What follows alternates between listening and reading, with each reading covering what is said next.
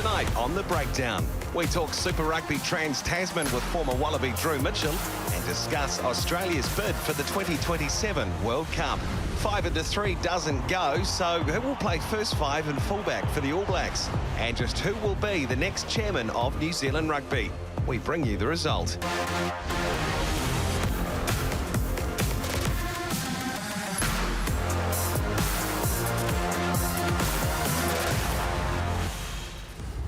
Kia ora koutou, katoa talofa lava mano le soi for hello and welcome to The Breakdown. Well, we wondered when it might happen. The Reds opened the Australian account in Super Rugby Trans-Tasman competition on the weekend and they closed the door on a courageous Chiefs team in Townsville. Mills will have something to say that in a minute, but it appears we may be down to just 3 after the Highlanders missed out on an all-important bonus point. Plenty to talk about in regards to the weekend, but breaking news coming out of New Zealand Rugby, they have a new chairman. Following on from Brent Impey, it is Stuart Mitchell, former New Zealand Colt accountant. He's been on the board for a number of years already. He gets the opportunity to take the big step forward. JK, this is not an easy time to come in with such huge responsibilities. Yeah, talofa lava everyone. Samoan language week, so malo. Tell me that this, Mills. Uso is like mate, is it? Yeah, brother. Brother. Also is brother, so... Also is... So Malos? Malos. Yeah, nice. Yeah. Malos? Gold? Malos. Malo. Yeah, mate, it's unbelievable. Like, for me, the right person has got the job. What's going on, what's happening in our game right now, it's a pretty critical time for me. Right across the board. I think rules, and we're going to talk about the game shortly, you know, with all the deals going on, all that sort of break-up between the players and stuff. So it's a massive time in our game, all worldwide, but also in New Zealand. And it's been reported the fact that, and this has not been confirmed, but it was very, very close, very, very tight, you know, one vote in it. Is any concern for you around that fact, the fact that it is so, you wouldn't say divided, but it appears as though there are two sides to the story, particularly when you're running a board and the magnitude of and responsibility of New Zealand Rugby? Yeah, really interesting that it's that close, and you'd hope there was probably a majority vote there, but super interesting time. And look, as I understand, he's only got 1 year left on his term. So, again, some really interesting decisions coming up. So that means that all of a sudden in a year's time, Mills, there could be still change. But also you think about this conversation around the commercial arm of the game, moving away from the responsibilities of New Zealand Rugby. That would significantly change the role of the chairman going forward. And whether it becomes specifically based on the rugby side of things, being in touch with that, Stuart Mitchell's been around the traps. He knows the game inside and out through his contacts. So that's got to be an asset to him, right? Oh, I suppose it does in some ways, but I suppose it's the unknown, you know, sort of what's sort of going on in terms of, you know, what's that professional arm look like, whether he goes across in terms of the fact he's only got 1 year left on the actual board. He's been voted in. But, yeah, certainly I'm with Hannah. I mean, I'd hope it was a unanimous decision because, you know, with I don't want to use the word divide, but if it has come down to one vote, well, can you imagine the next board meeting? You know, all of a sudden you're sitting there and you're thinking, have I actually really got the backing, or is it, you know, being Samoan week, unlucky us? Unlucky us, yeah. But what worries me the most is why would you elect someone that's only got a year left? Why would you do that? I don't get that. It could be a transitional phase they're going through, and as well as Dr. Farah Palmer has been announced as the deputy chair of the board, so whether or not... She was the one vote too, I heard. She may have been the one vote, but there still had to be 5 on that side of things. So, I mean, in terms of that, Hannah, the fact maybe they've got a plan in place for the future. Yeah, potentially. And potentially, if Stuart does go over to the commercial arm of the game and Farah becomes the chairman of the New Zealand Rugby Board, which is more of a rugby board than it is in that commercial space. So when you look at that role and responsibility, Stuart, now, where do you think his focus maybe should be on the short term? If you're thinking about the relationships we're dealing with, and this is difficult, right, across the board, do you think it's behind the scenes in the boardroom, particularly with the NZRPA? Yeah, I think so. It has to be, right? It's the biggest shift in our game that there's ever been, and I'd suggest that they wanted Brent to be able to close that deal. Time's run out? Time's run out, hasn't happened, so maybe, well, Stuart's job will be to do that, I'd say. And the board as well, JK, need to come together with Mark Robinson very, very quickly about the direction.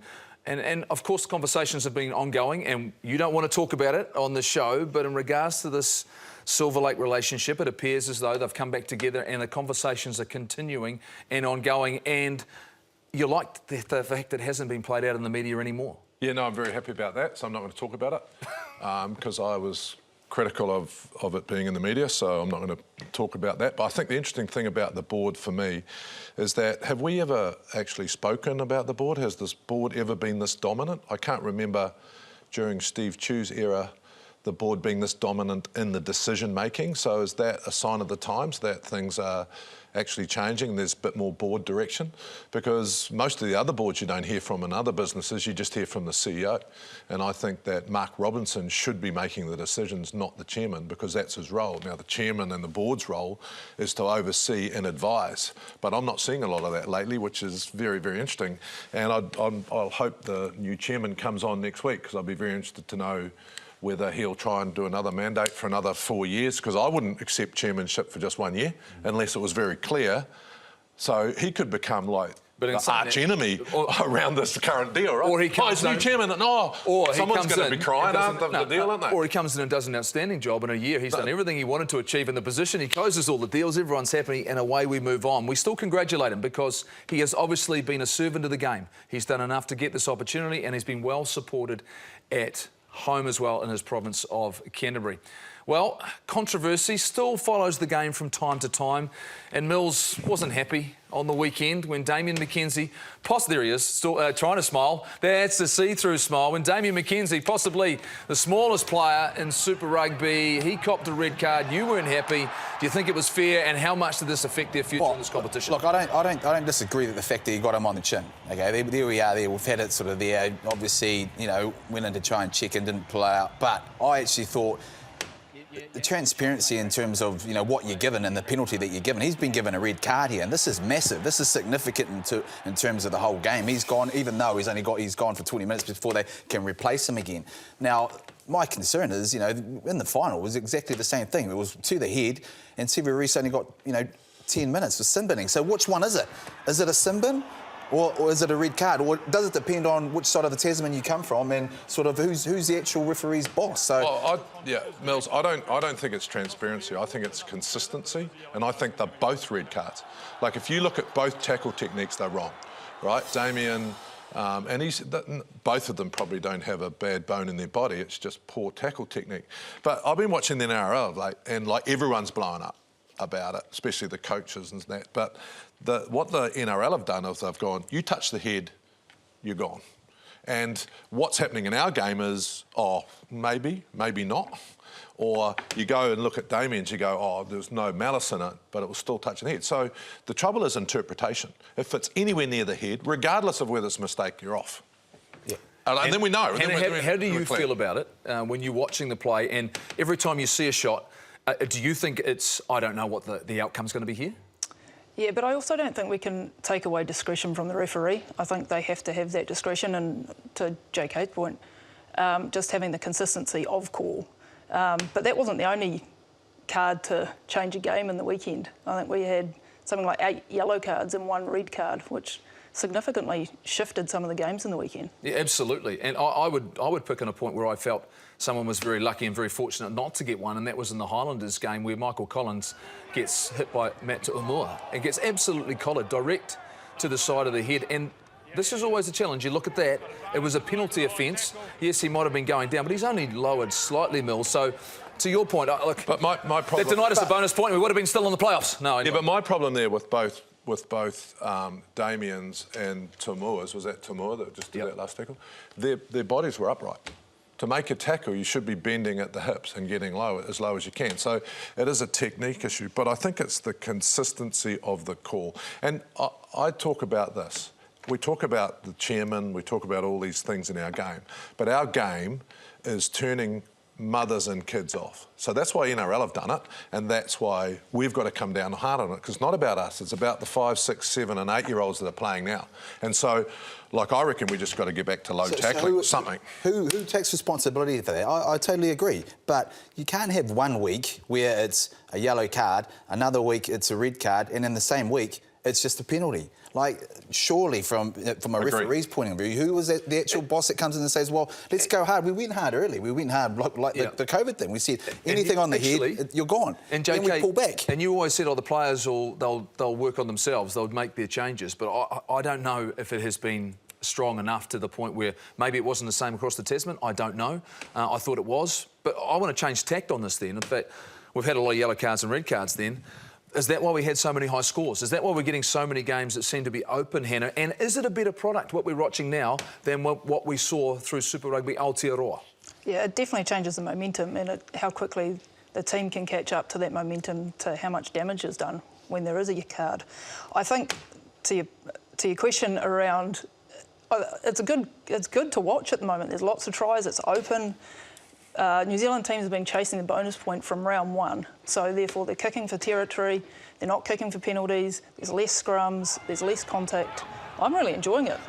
I think it's a great question because for a long time we've criticised the bonus point, JK, the fact that we just want to play to win. Teams get their 2 for a draw and 4 for a win, but we saw that through Super Rugby Aotearoa and we just got into so many slugfests. Yeah, look, I love it. I think it's fantastic. There's some substandard performances from some of the teams, but I'm really, really enjoying the game and the openness and the high point scoring. It just, for me, is a better spectacle. And I think what happens when you become defence orientated and you're not chasing points like they are at the moment, then it does become into a slogfest. And I just prefer the game when it's a bit looser and a bit more open. So how do we do that? And I think we talk about, headshots are one thing.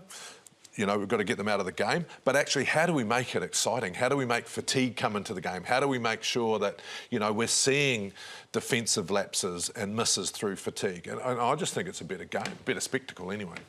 Mills? Yeah, fatigue's definitely got to be the point of difference. How to get players to fatigue so they make errors and things like that.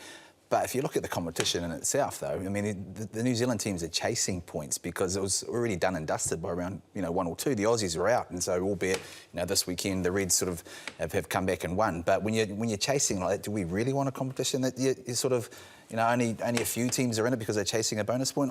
I'm not sure, because are we really seeing reflectively what the competition can be all about? But does this maybe in some ways, Hannah, suit the Australian sides? Because if we get into a slugfest and it appears at the moment the physicality might be the difference between the teams, even though we're getting dominance, maybe they'll get a bit more confidence in their game to bring in and take us on? Yeah, and look, in the weekend, 3 of the Australian teams were in it until 20 minutes to go, right? And what the New Zealand teams seem to be able to do is change tempo. And that change of tempo they just cannot keep up with. So... Yeah, I actually agree with you, Mills. I'm not saying this is the format where we're chasing points for the wrong reasons. But what we want is a competition that's evenly matched but still seeing this type of rugby. That's what I'd like to see. So how do we keep fatigue in it? I believe the Australian sides should stay part of it, and I think we'll have that's a different discussion. But you want to see that type of football. I do anyway. I do too. I mean, the fact that there have been the odd 40 minutes, which has been a tussle, which has been tough work, and between the two teams across the Tasman and New Zealand, some of the issues around the scrummaging I think has been difficult. Interpretations, whether it be from referees or teams just playing against each other, those are changes I think that will need to be made. But they've got their win on the board. They've started. They've got going. And so this is where Drew Mitchell has put up his hand and decided now that they've got to win, it's time to come on the breakdown. Drew, come on in. I want you to bring a bit of insight to us. Welcome, mate. It's now, what are we at, 14-1? We're 14-1, but it's an important one. But first and foremost, do you believe, if we look at the future, the joint competition is still well and truly the way to go? Yeah, look, I honestly think we do. I mean, obviously, we're well off the pace at the moment, and that's something that for rugby in Australia, we certainly need to find ways to make sure that we start bridging that gap, because it's not something that we can sit here and deny that the New Zealand domestic franchises are just strides ahead of ours at the moment. And, whilst some of the score lines, I think sometimes they've almost flattered some of our teams. I feel like we've kind of been able to score points once the game is lost. And you'd all know that sometimes when you're 33 points up at half time, you sort of mentally switch off a bit. You think it's going to keep coming. You play a little bit looser, and that's when the other team can start scoring a few more points. And perhaps the scoreboard reads a little bit better than I guess, the game that was actually being played out there. So, look, there's a long way for us to go, but I think look, from an Australian point of view, we need to be playing against the best, and you guys are the best. And, selfishly, from an Australian point of view, we need to be playing against you. We need that type of Trans-Tasman competition every year. We just need to start finding a way to bridge that, the difference.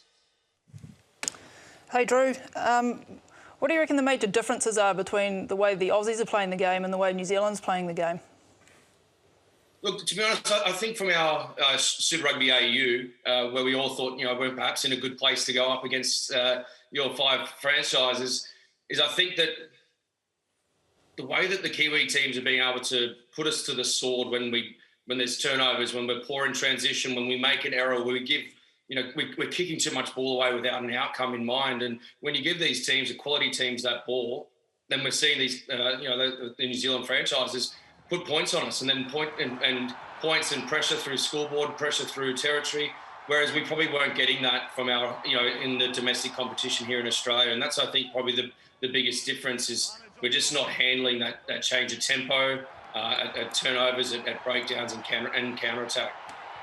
Drew, a bit of a change in tact here. I know Australian rugby in general has been taking a bit of a pounding. There's rumours that you don't have a lot of money in the bank, and I think the national side will be okay under Dave Rennie. But how important is the 2027 World Cup to give you that injection of enthusiasm?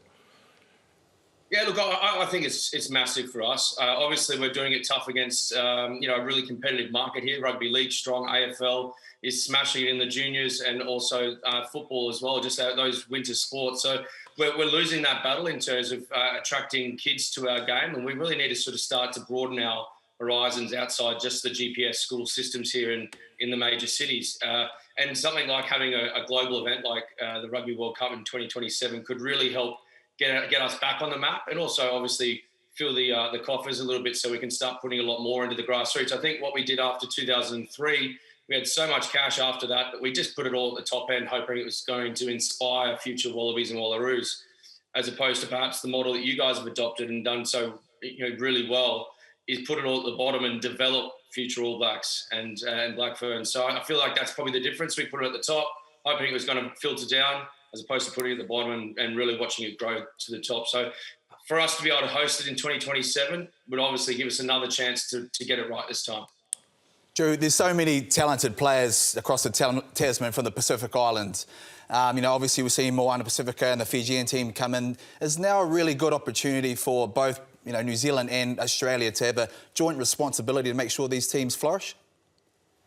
Oh, mate, absolutely. I think you look around world rugby, there's so many Pacifica players playing everywhere, and it's, they're the people we want to go and watch, their skills and the way that they approach it and everything like that. And we've benefited from it as well. When I say we, Australian rugby, because there's so many Pacifica players playing here in Australia and also for Australia. So I think now that we've got an opportunity through Super Rugby teams, being based out of the Pacifica, I feel like we really need to make sure that they're well supported.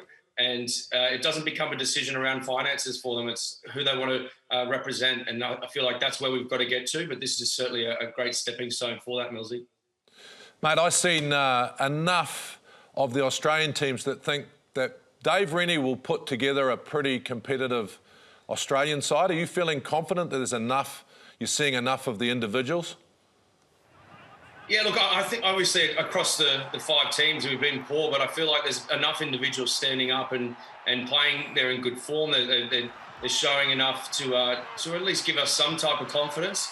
Obviously, when you look at it across the board, there's a hell of a lot more people being able to put their hand up for the All Blacks than perhaps that we've got here in terms of form lines. But I also have great confidence in Dave Rennie and the outfit that he's put together in terms of the coaching ranks. And then, I think across the 5 teams, we'd be able to put in a competitive team.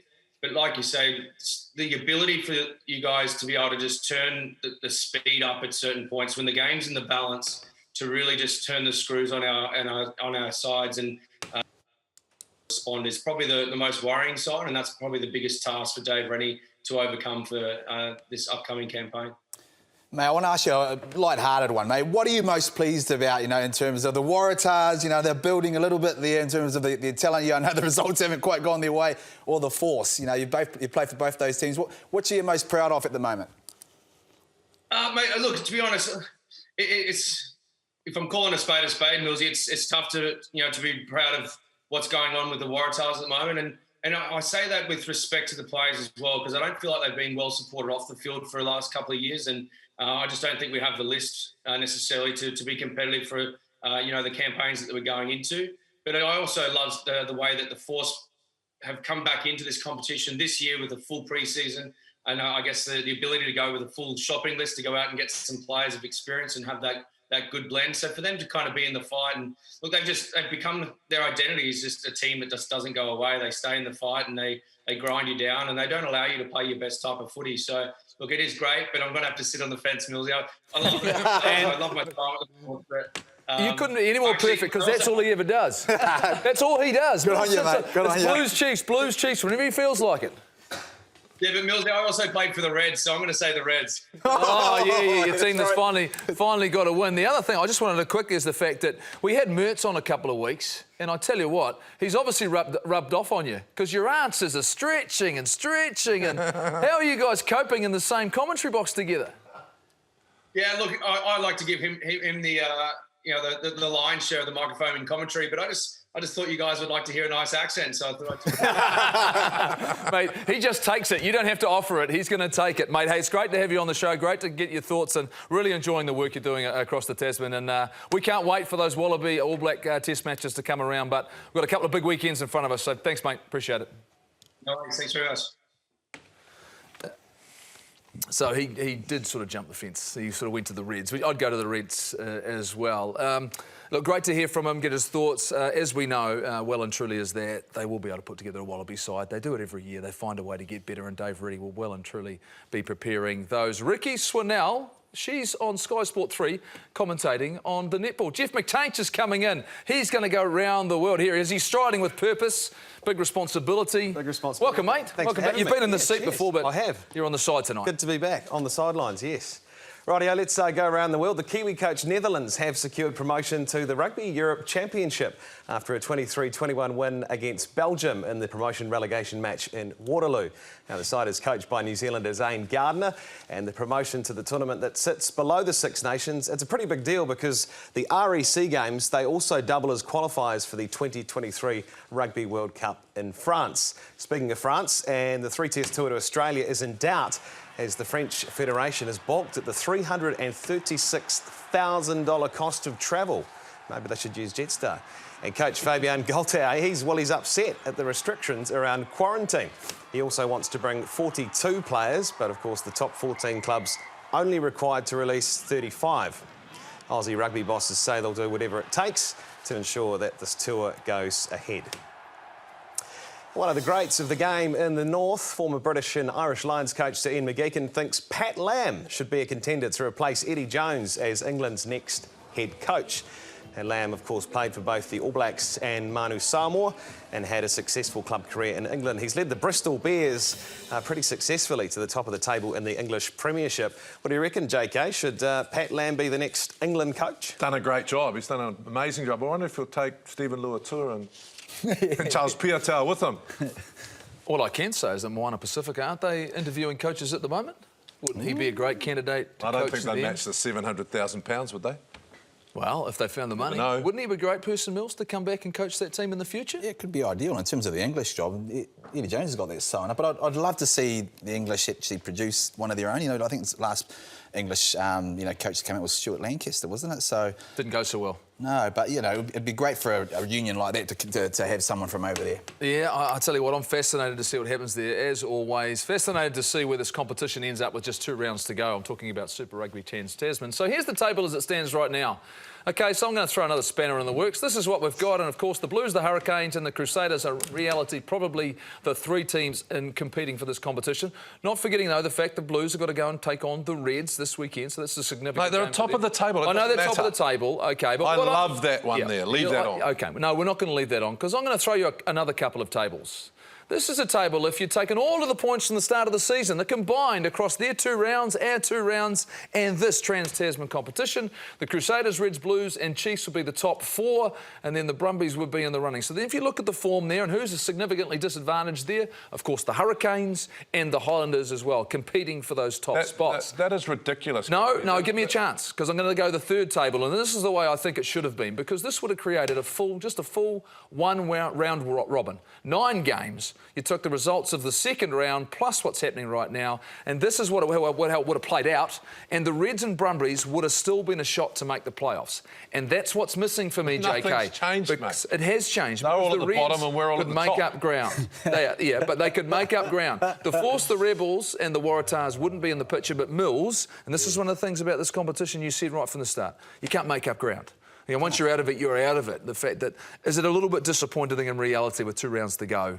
It's maybe a 3-horse race? Well, you look at with the Reds, they've just beaten, the Chiefs in round 3, but realistically, they're not going to make it, because, the other New Zealand teams are sort of, they haven't lost the game. So I'd love to see still some fight in other teams. And my proposal would be a semi-final, whether we go 1 and 5 from each, AU and also, Aotearoa, 2, 3 and 5 swap over, and you just have 1 round. Obviously after the final, I think it's a biggie. We've got to have a round off, so a week off. Then you play your 2 different conferences and you come back in the two top teams, semi-final and final. 7 weeks, bang, done.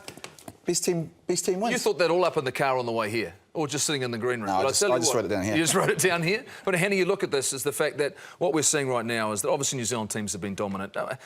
What are the Australians really trying to prove other than be spoiler over the next couple of weeks? Yeah, it's very much a sprint, and the sprint's almost been won by the New Zealand teams. I'd actually go one further than Mills and go, do we have quarterfinals? Do we keep people alive for longer in the competition and actually make it work to the end of the competition? I did love that when it happened in our NPC. The fact we had 14 teams and you were going right down to 8. You got down to 8, JK, and then all of a sudden you knew you had to keep yourself alive. What we're chasing in 2 spots with 10 teams. I know it was an afterthought. We were never sure this competition was going to get off the ground. But with the structure that's been put in place, 2 New Zealand teams with just this long to go, doesn't really, to me, seem fair. Yeah, no, I think that the game needs to... Look, COVID, I reckon 1 round and a final of Rugby Aotearoa, and then we come together for a similar tournament like this. However, a couple of pools. We need to extend our basin, bring in a team from Japan. We've spoken about it a lot. Have, similar to what Mills said, where everyone's got a fair chance at it, and then we have another semi-final and final. So I think shorter, people understand it, boom, boom, boom. I think things have got to shorten, not extend. In single round, and I'll be fascinated to see as well when Moana Pacifica and the Fiji Ndrua teams come into this, the fact whether or not it is as simple as that, JK. As simple as of 1 round, semi-finals, finals, and then you'll decide who the champion is of the Pacific. And then maybe the playoff, because I did enjoy the fact there was some rumours coming out of Japan, the possibility of the Panasonic taking on the Crusaders. Robbie Deans believes they'll be competitive. I would like to see that. Let's test ourselves. It's the end of part 1. Jeff McTainch is going to give us about 2 minutes after his trivia my favourite part. Yes, and don't just guess. Think about it. Thinking caps on, OK. The Reds beating the Chiefs was the Aussies breaking their duck over the weekend. Before that game, when was the last time an Australian super side beat a New Zealand super side? Too easy, mate. There you go. Too easy. Too easy, Mills says. Have a think about it. Oh, do you want to hear? No, not right now. Just hold that, Mills. Rightio, let's take a break. And while you all have a think, it's a big happy birthday, 30th birthday to Brodie Retallick from all the team here at the Breakdown in Sky. Here is some of your greatest hits. Up goes Conrad Smith, pops it up, Brodie Retallick gets his first test try. He unloads to Aaron Smith, over the top to Retallick, what great skill! Oh, Brodie Retallick! Oh, they're all lining up here, who wants it? Dave Coles and Brodie Retallick! Oh, boy!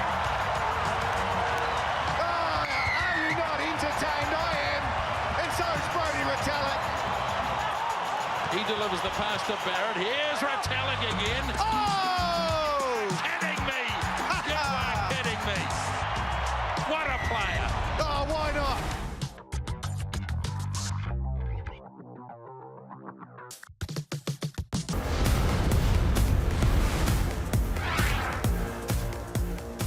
Rightio, guys, what do we reckon?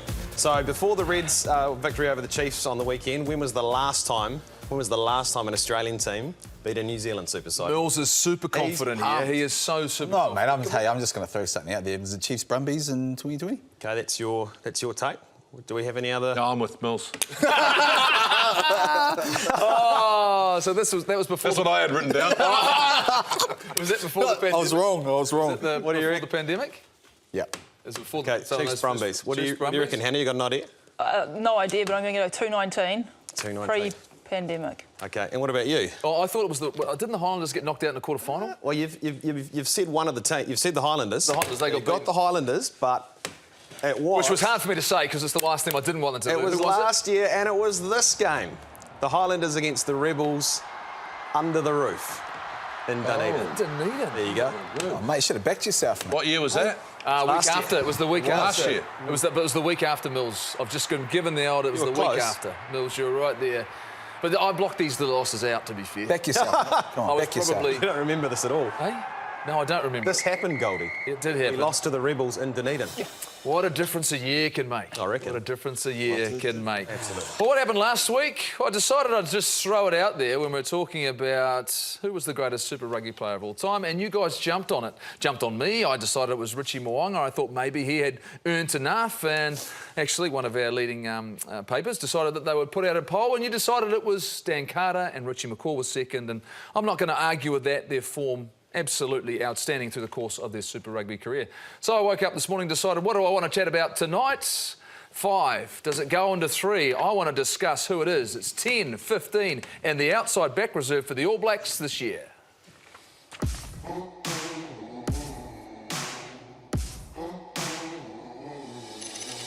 Yes, Bowden Barrett straight up the middle. He'll go all the way. There's the way to stop the booing. What a try. You think about the 3 Super Rugby titles plus Super Rugby Aotearoa. I feel at peace knowing that I was born to do this. Mo'unga trying to dance as well. Oh, he's through. Unbelievable. Richie Mo'unga. Geordie Barrett, he's playing like a greyhound. Barrett. Oh, boy, he's got a hat-trick. Beautifully weighted kick. Here come the chances. Will Jordan, why not? It's been all about Damien McKenzie and the ice in his vein. This is when big players step up. The man of the moment. Geordie Barrett does it again. Oh, he's absolutely brilliant. He is brilliant. The floor is yours, Sir John Coohan. Oh, straight to me. Straight to you. Well, thanks very much. I'm going to go Geordie Barrett at fullback because I believe at test match level, someone who can kick a goal like he can from 55 metres. If you're thinking about World Cup coming up, playing some of the Northern Hemisphere teams, I think that's fundamental. He's also in great form and leading the Hurricanes, I believe. At this stage, I'd put Mo'unga at 10 because I think the form that he's showing is amazing. On the bench, though, I would have both Damien McKenzie and Bowden Barrett. So there's always a caveat with you. I ask you to pick 3 players and you find a way to get 4. And how are you finding room for the extra player? Just quickly? Which extra player? The extra outside. I'm getting rid of a forward.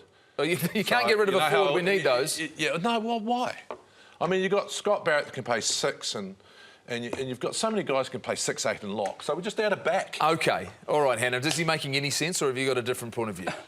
I've got a different point of view. Great. I think the one thing we can't do at the moment is take any test match for granted and don't know how many we're going to have before the next World Cup. So for that reason, I'm going to go Mo'unga at 10 and Bowden Barrett at 15. Get him back from overseas, put him in a black jersey, get him playing the game again. On the bench, McKenzie. So the dual pivot's back for you? Yes. But Bowden Barrett wanted to be classed as a first 5. Do you think just the opportunity to be out on the field will be enough to him if that's the way they want to play it? I think so. I think you take a Can we jersey. clarify something? Is this in current form or are we saying Bowden Barrett's been back? Mate? You can't come back in now, mate. You can't come back in. I'm always coming back. You'll come back in. But what I'm saying is Bowden's been overseas. We haven't seen him. Well, I'll tell you what, we'll get a chance to see him, but this is what Hannah's saying. Hannah's made her point. No, I'm talking to you, actually, because it was your rules. Let's go to Mills now. I'll come in at the end, and you'll have a chance to have another go, JK. And for that kind of point, that's where I'm going with. I'm going with Geordie Barrett at the back, and I'm going with because I just think he's just playing some spectacular football at the moment. I think his decision making, his kicking, and I think Mo'unga, he deserves to be there. I think you know if we're going in and we're going to play Fiji tomorrow, then that would be my 2, 15 and 10. You bring Barrett back from Japan to see how he is, and you let the 2 10s. Let's be perfectly honest here. Either one of those 2 10s can start, whether it's Bowden or Mo'unga. Why do we can have them fight it out? Let's have them fight out in terms of in and out, changing the it might be this week Mo'unga, it might be the following week Barrett, and then let's let them fight it out rather than. Just hold that bang, in. Bang. Hold that in, because he's celebrating. I'm not sure what JK's celebrating for, and I couldn't agree with you more around Geordie Barrett. And I don't want to gloss over the form of the Hurricanes on tonight's show because they've been really good. They've had 3 bonus point wins, and I think he's been a massive part of that, given the fact that Auburn Ledger is finding his feet at 10 for them, and he's had to step up and go to the next level. So I think he deserves an opportunity. We shouldn't forget Will Jordan, though. The conversations we had around this special player, and to your point, Hannah, around the number of test matches between now and the Rugby World Cup, this guy's been in outstanding form. Now, I would like to see him get a chance early. I really would. And his combination to me with Mo'unga and David Havili, I know he's not in the conversation, but the 3 of them together seem to have a connection. And I think that they can feed off each other. I would like to see him get a chance early because I know what Damien McKenzie can do in the All Black jersey. I know what Beauden Barrett can do in the All Black jersey. I think Geordie Barrett's going to get his opportunity. But what I would also like to see is Beauden Barrett's impact off the bench. Beauden Barrett's biggest impact for me as an All Black has been, in a lot of cases, for the last 25 minutes of a game where he has been near unstoppable against tiring and struggling opposition. OK, but I've got a couple of issues with that. I'm going like this because I totally agree with Mills. I think we need to get back to positional competition. Play wingers on the wing, fullbacks at fullbacks, 10s at 10s, and you just fight it out because I think it brings out the best in us, right? So the players are better when they don't get moved around. So if Bodie says, I'm a 10, I'm going to go head-to-head with Richie, I go, bring it on, because I know they're both absolutely amazing. My issue with your argument, Goldie, is what are we going to learn? So I like Hannah's point. We've got how many test matches in the World Cup? No disrespect to Fiji or Tonga, I just think they'll be understrength. And I still go back to World Rugby, release every Tongan and every Fijian, no rules attached to play against the All Blacks, please. Right? But anyway, getting back to my point, what are we actually going to learn at the test match level if we play 2 underdone sides? Look how the Australians have dealt with us after Rugby Aotearoa. How's that going to go for the All Blacks? So what are we going to learn? So, Hannah, what about this in the past, what we've done is move players around? How does that sit with you in the fact we go to Geordie Barrett? Can you play in the wing because we've got Beauden Barrett at fullback? Or would you look at the specialists like JK's talking about? I think put the best people on the field. And for me, that's Beauden and Mo'unga. And yes, there's going to be some really good people that miss out. But what Beauden brings also is that leadership skills. We're going to have a new All Black captain. We need some solid heads on the field to be able to lead that team. And we're going to leave you with the final word because I don't know where Mills is going to go. JK's probably going to have another crack. But this is something for you to get at home as well. Send us what you think. Email us at thebreakdown@sky.co.nz because you had your voice last week. You had a decent crack on who you thought was the greatest player. So I want to hear from you. Who do you think should maybe start on what you've seen and the fact we haven't seen Beauden Barrett, but we know his class? JK got his hands up. What else? What else? Well, can you add bench? Because I think that's really important in this argument. Yes, absolutely. For the public, who would you put on the bench? Who would I put on the bench? Yeah, because I think it's really fundamental because I'm not going to leave Beauden out of the team. And the public. And Damien is a really important guy. I reckon we lost the World Cup because we didn't have that sort of coming on late. So. Well, I think Beauden Barrett can fill that role, absolutely. But like to your point, he can compete well and truly with Richie Mo'unga for that opportunity at 10. It's a great story to tell out over the next few months. That's the international game. We always recognise our club connections here. Jeff, I did say this, Takapuna had a good win over Northcote. That's not in the news. I thought I'd get it out there. There you go. You've added something. Good. Yep. Rightio, let's talk more club news. And we'll start in the north, where Hora Hora enjoyed a 38-19 win against Hikurangi. And Bay of Plenty action, Mount Maunganui beat Rangiuru 25-24 with a last-minute penalty to win the women's final. Ouch. Across in the Waikato, All Blacks coach Ian Foster's club Te Awamutu Sports lost 33-12 to Hamilton Marist. And the mighty Manawatu fielding Yellows thrashed arch-rivals fielding Old Boys Aurora 85-5. And in the Taumaranui Derby District Centre, Joseph Ate Malemoli scored an absolute blinder. How about this? Oh, the fly kick. Oh, right under there. Scores it. Go on. Yeah, that was planned. That's a second ball, man, surely. Yeah. Fell out of nowhere. Heading further west, and check out this try from Taradale blindside Josh Eden Fatatiri. Stunning. Wait for it. Wait for it. Oh. Did he jump off the bench? He's just jumped off the bench, got onto the wing. He's just, get onto the wing here and just... How long was he out there for? That's my big question. He subbed on, got a head of steam up. That's What right. about the pass from the Castor Giovanni-looking guy out in the midfield? Just in the back door, I like it. But as always, thanks to Grassroots Rugby for this footage, and you can check them out on Sky Sport. Now, in South Canterbury, Pleasant Point beat Mackenzie 24-7. And Temuka, that's where Brendan Laney's from, Chainsaw. They were revved up in their 36-0 win against Geraldine. And in Otago, Zingari Richmond got their first win of the season, a 21-20 thriller against Alhambra Union. And it was a timely win too, and a special match for Zingari stalwart Bally, Chris Bell. Great day for Bally, 272 games, it won't get broken, okay? It's going to be his forever. But what's going to make it special for Bally is that we took that Grace Mills trophy back up that hill to Monticello, okay? So that's the big thing. Big moment, big congratulations to him for what he's achieved. The records are one thing, but it's the dedication and commitment, you know, over a 20-year period that is what impresses us the most. And you know, and we just can't be any prouder of him in the sense that he's done that. Can't ask for more. So well done, Chris. Well done, Bally.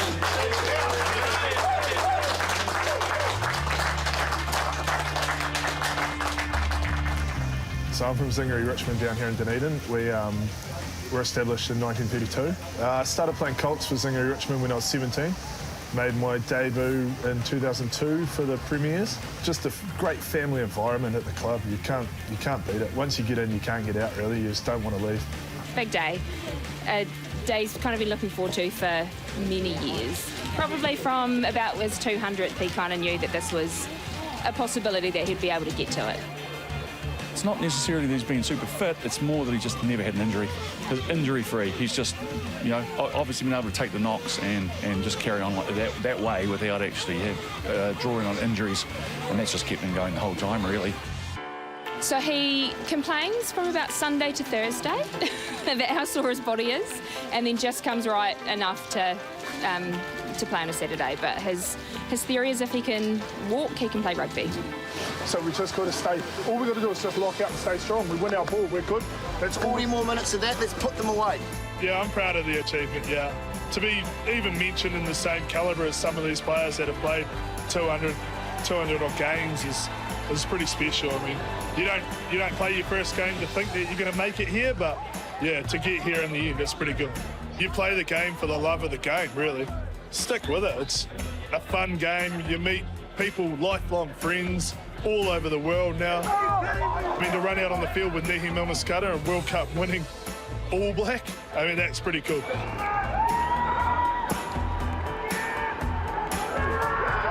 That was unreal, absolutely unreal. Yeah, to finish on that note, that's what Grace Mills is about. I mean, that's an unreal effort. Just, that's what it is all about. It's been an unreal day for that effort and that cold weather, wet weather rugby, and to come away with that trophy just tops off the whole day. It's unreal. Yes! Yeah, we won the trophy.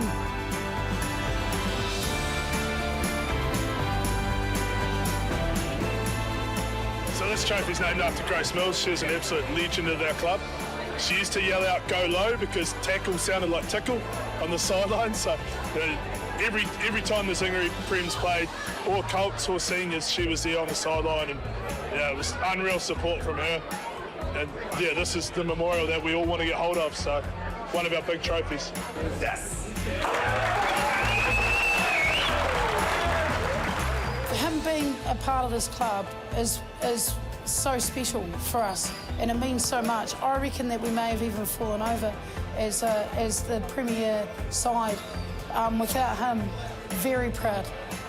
We won, and yeah, very proud of Billy today. Up the Dragons all day long, all day long. Yeah, I've had a lot of mates come down from Central Otago. A lot of messages from all over New Zealand and Australia and overseas and the likes. Yeah, a few of my good mates that used to play with me are down here from Central. And, yeah, we'll have a beer tonight and remember the old times. Thanks to Eric Vinny for setting the record, mate. Thank you for letting me take it off you. Mate, it might never be broken, but it might be broken. Hopefully some of these young boys down here show what wanted when I was playing Colts rugby, and yeah, hopefully they come through and do the same. So, I mean, hey, come and take it. That's my jersey's there as well. Come and grab it off me.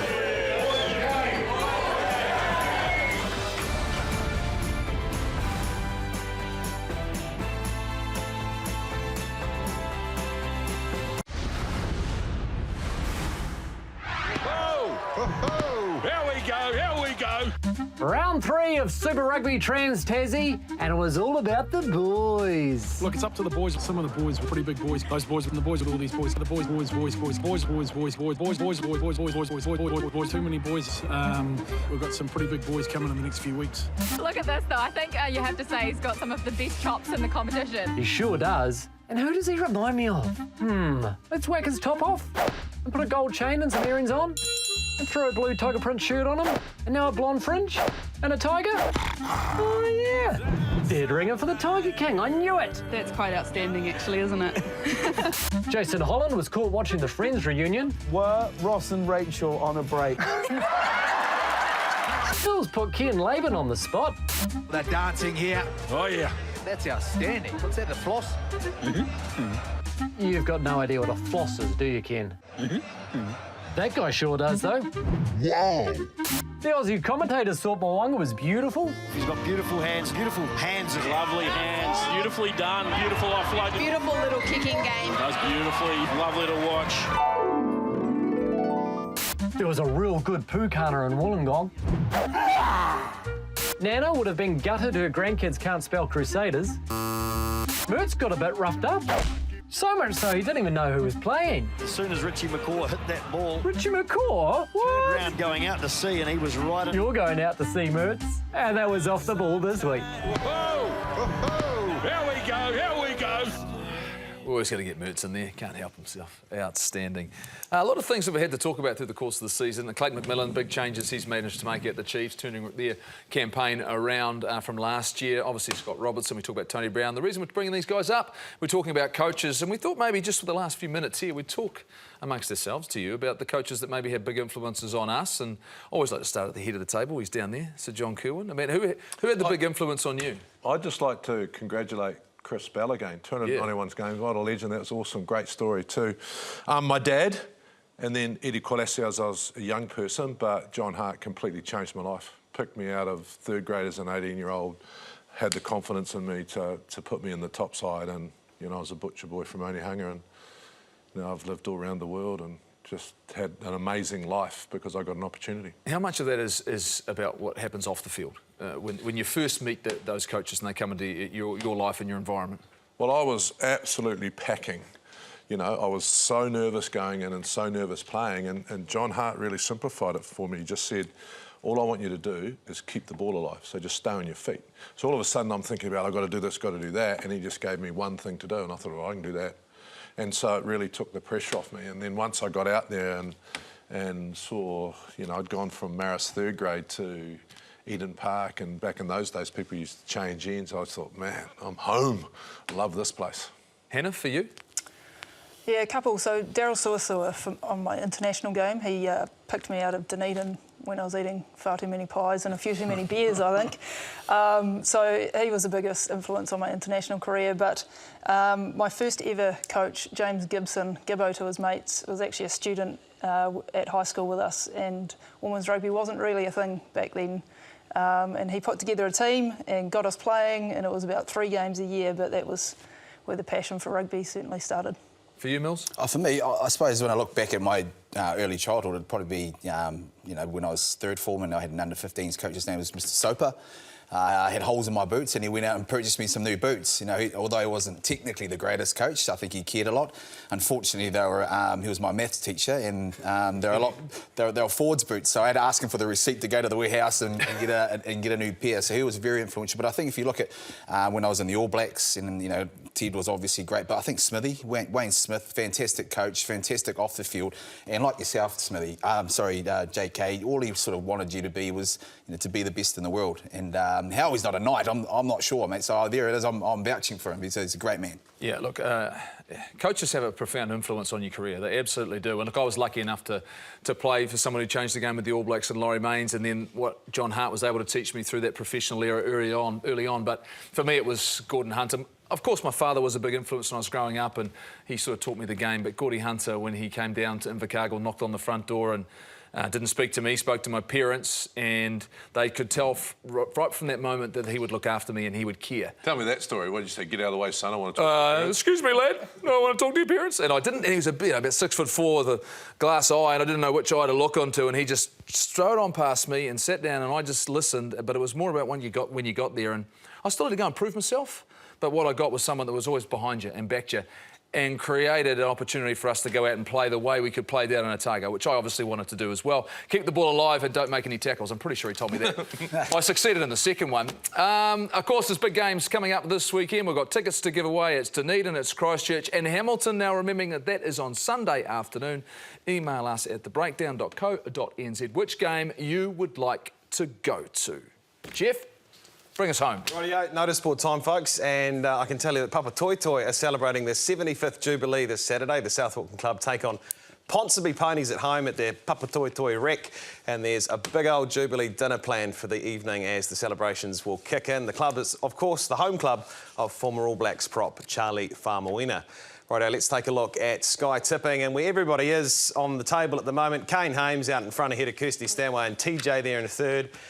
Goldie, 3 points for you. Mills, a point. And JK, when was the last time you did your tips? I'm actually way at the bottom or way at the top. I haven't decided. We've left them out. From one end. And we'll leave them out. Look, we've got plenty to look forward to coming up this week. But as always, thanks very much, team. Great to have you with us. But coming up, our All Access, it concludes. The 5th episode coming up. It's with the Crusaders and All Blacks playmaker Richie Mo'unga. Wearing the number 10 jersey, it's important that I know the game better than anyone else in our team. Go inside the four walls of the Crusaders playmaker. Feels good, eh? How does it look? From Monday... Let's go before Razor gets here. Got it, boys. To game day. For me, the legacy I want to leave is the years that I played were dominant. Swings it off to Mo'unga. Absolutely magic. All Access. Richie Mo'unga. Premieres Monday, Sky Sport 1.